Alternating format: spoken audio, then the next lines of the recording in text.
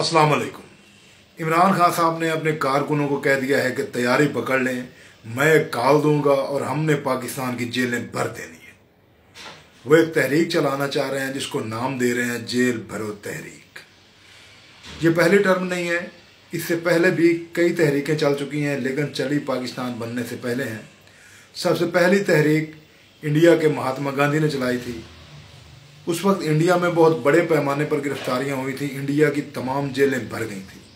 लेकिन उसमें एक ख़ास बात यह थी कि उस तहरीक के सबसे पहले विक्टिम महात्मा गांधी खुद थे, उसके बाद नेहरू लाल थे, उसके बाद उनके तमाम बड़े लीडर थे, उसके बाद आम आदमी की बारी आई थी। लेकिन यहाँ पर मामला उसके बरअक्स है।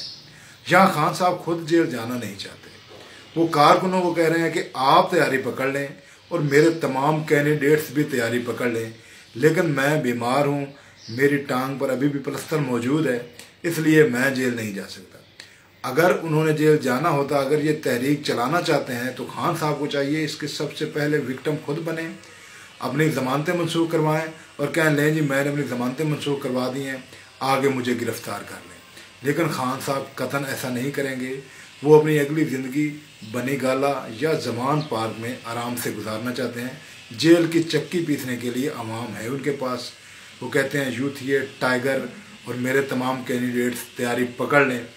इससे पहले भी खान साहब ने एक कॉल दी थी, जब शहबाज गिल साहब की ज़मानत हुई थी तो खान साहब ने कहा था गिल साहब का बहुत बड़ा पुरतपाक इस्तकबाल किया जाएगा, लेकिन ऐसा नहीं हुआ। गिल साहब रिहा हुए, कोई बंदा उनको लेने तक नहीं गया, कहीं पर उनका इस्तकबाल नहीं हुआ, जिसका गिल साहब अभी भी शिकवा करते हैं।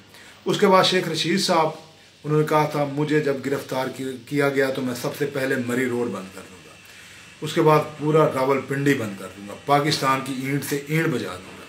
लेकिन आपके सामने शेख साहब गिरफ़्तार हुए, पूरा पिंडी मरी रोड तो क्या एक शटर भी डाउन नहीं हुआ। उल्टा पुलिस वालों ने शेख साहब को धक्के भी मारे, ठुड्डे भी मारे। लेकिन मैं इस बात के बिल्कुल ख़िलाफ़ हूँ। शेख साहब सीनियर सियासतदान है, ऑनरेबल पॉलिटिशियन है, 16 बार वो वज़ीर रह चुके हैं, बहुत बड़ा जवाल अरूज उन्होंने देखा है, लेकिन अब जवाल देखने की सकत उनमें नहीं है। मैं इसके बिल्कुल ख़िलाफ़ हूँ। शेख साहब को जब ठुड्डा लगा, किसी ने जानबूझकर ठुड्डा मार दिया होगा। शेख साहब को जब वो ठुड्डा लगा तो वो एक पुलिस वाले के सीने पर जाकर बजे और वहीं रोने लग गए। जाहिर है शेख साहब को अपना अरूज याद आ गया होगा, पिंडी में उन पर बहुत बड़ा अरूज रहा है, तो जवाल में अरूज बहुत ज़्यादा याद आ जाता है। चलें ये बातें तो हो चुकी। अब जेल भरो तहरीक, इस तहरीक के सबसे ज़्यादा नुकसानात क्या हैं? पहली बात तो ये है कि आप जेल में ऐसे ही जाके नहीं बैठ सकते। तुम ये नहीं कह सकते डिप्टी जेल का दरवाज़ा खोल, मैनू खान साहब ने हुक्म दिया मैं जेल जाना है और डिप्टी बड़ी मासूमियत ना दरवाज़ा खोल देगा, ऐसा नहीं हो सकता। उसका पूरा प्रोसेस है। आपको बाहर निकल कर कोई जुर्म करना पड़ेगा, ऐसा जुर्म जिसकी पादाश में आपको जेल जाना पड़े। फिर पुलिस पहले आपको पकड़कर छितरौल करेगी, पाकिस्तान की पुलिस है। उसके बाद वो ले जाएंगे जज साहब के पास। जज साहब अगर आपका जुडिशल रिमांड देगा तो फिर आपको जेल भेजा जाएगा। अगर वो आपका फिजिकल रिमांड देगा तो फिर पुलिस आपको हवालात में रखेगी और वहाँ पर फिर छितरौल होगी। दूसरी बात यह है कि जब आप जुर्म करेंगे आप पर FIR कट जाएगी, तो आप किसी इम्तिहान में पेपर नहीं दे सकते, ये बहुत मुश्किल हो जाएगा। उसके बाद आप कहीं पर सरकारी नौकरी नहीं कर सकते, क्योंकि मुजरिम को सरकारी नौकरी नहीं मिलती।